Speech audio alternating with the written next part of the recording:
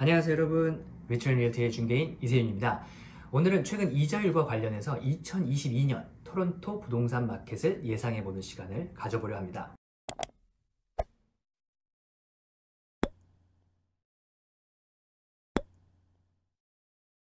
만일 지금 토론토 부동산 전반적인 지식이 부족하신 분들은 시간을 내셔서 처음부터 끝까지 시청하시길 권장드리고요.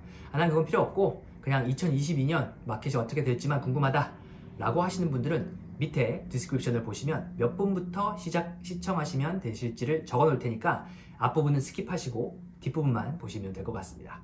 여러분들도 아시다시피 부동산의 가격은 정치, 경제, 사회 등 많은 요소들이 결합하여서 서플라이 앤 디맨드를 만들어냅니다. 우선 지금의 마켓을 만들어 놓은 주범인 코비드가 어떻게 2022년 부동산 마켓에 영향을 끼칠지에 대해 논의해 보도록 하겠습니다. 첫 번째는 양극화입니다. 코비드가 터지고 나서 많은 사람들이 직업을 잃었는데요. 그 기간 중 가장 많이 직업을 잃은 사람들은 최저 시급을 받던 파트타이머들이었습니다. 13불 미만으로 시급을 받던 사람 중 거의 25%에 육박한 사람들이 직업을 잃었습니다. 그리고 높은 임금을 받던 시급 41불 이상을 받던 사람들의 숫자는 오히려 10% 이상 증가했습니다.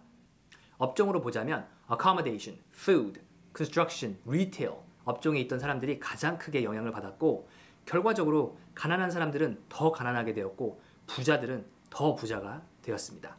두 번째는 콘도 렌탈 마켓의 붕괴입니다.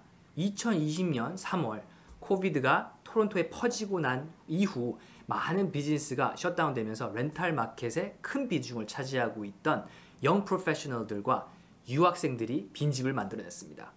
많은 사회 초년생들이 회사에서 레이오프를 당해서 다시 부모님 집으로 돌아갔고요. 회사는 문을 닫아서 리모트로 일하기 시작했고 대부분의 학생들이 온라인으로 학습을 대처하기 시작하면서 다운타운의 콘도 렌털 디맨드가 급속도로 떨어지기 시작했습니다. 설상가상으로 에어비앤비 유닛을 돌리고 있던 투자자들도 여행객이 더 이상 토론토로 오지 않으니 비즈니스 모델을 숏텀 렌털에서 롱텀 렌털로 전환하다 보니 2019년 한때는 2,800불이 넘게 렌트가 나가던 UT 주변 콘도 유닛이 2020년에는 1,600불까지 떨어지기도 했었습니다. 두 번째는 콘도 리세일 가격의 하락입니다.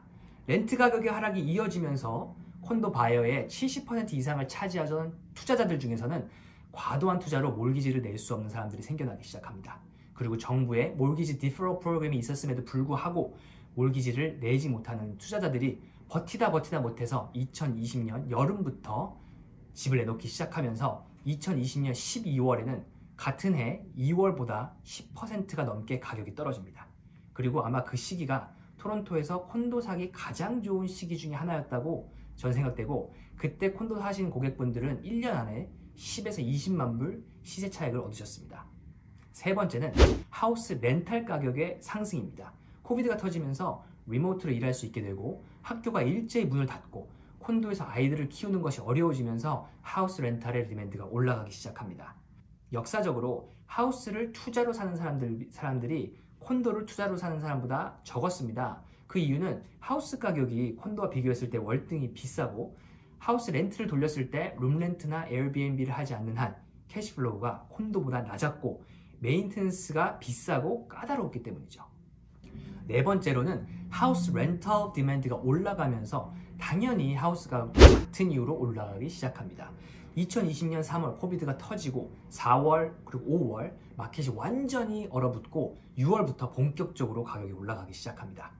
그리고 코비드 이후로 리모트로 일을 할 수 있게 되다 보니 많은 젊은 커플들이 어포더블한 토론토 외곽으로 이주를 해갔고 지금은 905 지역의 가격이 그 전에 비해 많이 올라 온타리오 전체 하우스 가격이 많이 균등해진 것을 볼 수 있습니다. 다섯 번째는 이민입니다. 모든 사람들이 알듯 이민은 캐나다의 가장 큰 동력 중에 하나인데요. 그렇기 때문에 코비드의 상황에서도 2021년 40만 명이 넘는 이민자들이 캐나다 영주권을 취득했죠. 하지만 2021년에 영주권을 취득한 사람들은 대부분이 캐나다 안에 살면서 영주권을 신청한 사람들입니다. 이 사람들은 이미 잡이 있었고 인컴이 있었고 집을 살 수 있는 능력이 되는 사람들입니다. 지금 형태의 이민이 2022년에도 계속 될 것이기 때문에 모두 포텐셜 바이어이며 near future에 큰 영향을 끼칠 것으로 보입니다. 다음은 lowest mortgage default rate입니다. 이미 2020년에 콘도 렌트가 바닥을 찍고 몰기지를 못 내는 투자자들이 빠져나가고 나니 지금 캐나다의 몰기지는 디폴트 레이트가 낮은 퍼센티지에 와 있습니다. 그리고 이것은 전 세계에서 가장 컨서베티브한 캐나다 뱅킹 시스템도 항목하고 있다고 생각합니다. 자, 그럼 지금까지 코비드-19이 토론토 부동산 관련 어떤 영향을 끼쳤는지에 대해 이야기했는데요. 그렇기 때문에 지금 현재 인플레이션이 있었고 그 인플레이션을 잡기 위해서 뱅크 오브 캐나다가 이번 해 3월부터 3번에 걸쳐 이자율을 올리려고 하고 있습니다. 자, 그럼 이제 본론으로 들어가도록 하겠습니다. 과연 우리는 2022년 무엇을 지켜봐야 하느냐입니다. 첫 번째, low-rise입니다. 우리가 알고 있는 타운 세미 디테치 하우스인 거죠. low-rise는 2020년 6월부터 지금까지 꾸준하게 가격이 오르고 있습니다. 그리고 이 상승세는 당분간 유지되겠지만 상승폭은 집값의 레인지와 콘도 마켓을 봐야 할 것입니다. 지금 캐나다 역사상 가장 낮은 서플라이가 유지되고 있습니다. 그것은 당연히 집값이 더 오를 거라고 생각하는 기대 심리와 이 집을 팔아도 내가 가고 싶은 집을 더 많이 올라서 어차피 못 살 거니까 라는 생각 때문인데요. 그러다 보니 지금은 원밀 초반에서 원밀 중반대의 집들의 가장 치열한 싸움을 하고 있습니다. 콘도를 팔아서 로우라이즈로 들어오려는 세력 때문인 거죠. 하지만 콘도 값이 올라와 주지 않는다면 이 가격대의 가격이 계속해서 올라갈 수만은 없을 것입니다. 다음은 콘도입니다. 우리는 먼저 2020년 2월 달에 콘도 상황을 돌아볼 필요가 있습니다.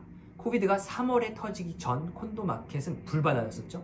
콘도 가격이 폭발적으로 상승했었는데 그럼 코비드로 데미지를 입은 렌탈 마켓과 비즈니스가 리커버 될 때 콘도 가격은 다시 폭발할 수밖에 없다고 봅니다. 제가 생각하는 콘도 값이 올라갈 수밖에 없는 이유는 그러니까 콘도를 사고 싶어하는 세력은 다음과 같습니다. 첫 번째, 렌털. 물론 평생 렌트하는 사람들도 있겠지만 지금 렌트하는 사람들은 모두 포텐셜 콘도 바이어입니다. 넘버 2, 코비드는 어떤 방식으로든지 종식될 거라고 봅니다. 그게 herd immunity가 될지 어떤 방식이 될지는 모르겠지만 over time 코비드가 계속해서 마켓에 새로운 영향을 끼칠 수는 없다고 봅니다. 그러니까 이미 permanent한 영향을 끼친 부분에 대해서는 remain 하겠지만 새로운 영향은 더 이상 끼치지 않을 거라는 거죠. 세 번째, 유학생들은 코비드가 새로운 영향을 끼치지 않는 한 다시 돌아옵니다.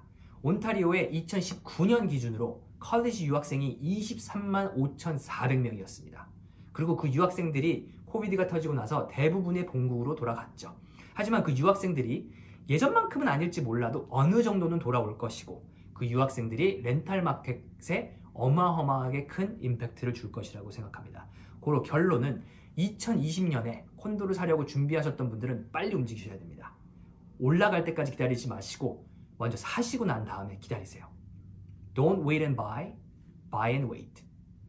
자, 그럼 이제 마지막으로 제가 최근에 가장 많은 분들이 궁금해하셨던 이자율에 대한 대답을 하면서 영상을 마치려고 합니다.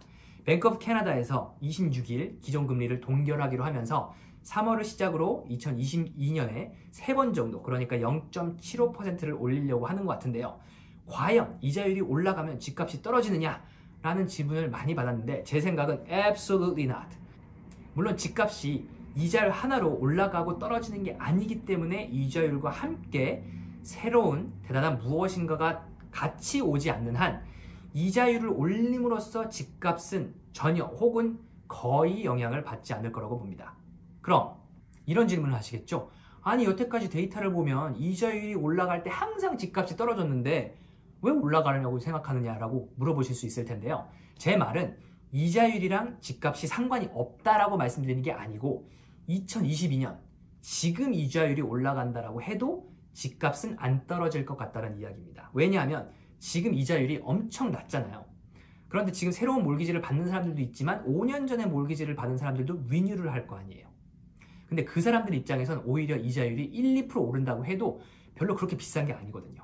그리고 그만큼 올라간다라고 해도 제 생각엔 집을 사고 싶어 하는 사람들이 걱정해서 안 살 사람들보다 더 많다고 생각되기 때문입니다. 그리고 혹시라도 이자율이 올라가면 집값이 떨어질까봐 계속 렌트하는 게 더 좋다라고 생각하시는 분들이 계시다면 Rent vs. Owned 관련 영상을 제가 올려놓았으니 한번 시간 되실 때 보시길 추천드립니다. 오늘 말이 길었는데요. 끝까지 영상 봐주신 여러분들께 감사드리고 추운 겨울 건강 유의하시길 바랍니다. 감사합니다.